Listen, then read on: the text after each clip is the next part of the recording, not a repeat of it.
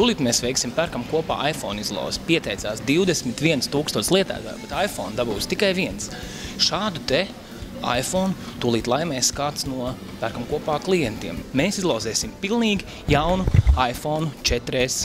Izlozi mēs veiksim ar datoru palīdzību.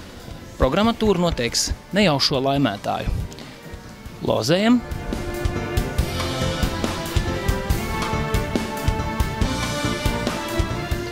Tātad apsveicam Gita, Ričards un Dēliņš. Rainers ir vinnējis iPhone 4S.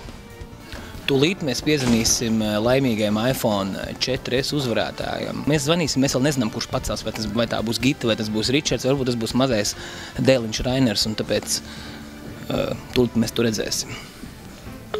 Droši vien darba diena aizņemti, bet es domāju, šī būs pilnīgi tāda priecīga ziņa. Labdien! Labdien! Vai es runāju ar Gitu? Jā. Sveiki, Gita, šeit zvana Jānis no Pērkam kopā. Un kā tu domā, kāpēc es tev zvanu? Nezinu. Vai tu piedalījies iPhone izlozē? Jā. Un kā tu domā, kurš uzvarēja? Neticādi prācēs. Ja tā tad, jā, Gita, tu, Ričards un Rainers, jūs esat ieguvuši iPhone 4S no Pērkam kopā. Apsveicu un gaidam ciemos pakaļ. Jā, tas ir Rīgā, jā? Jā, tas ir Mārupē, Ziedla ielā 1 Pērkam kopā. Jā, paldies. Labi, paldies, Gita.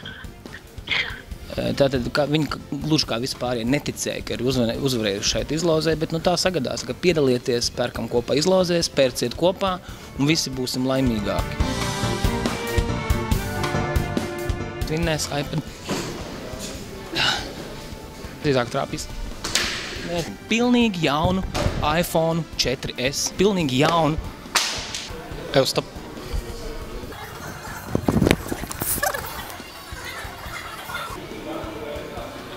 Velna milti.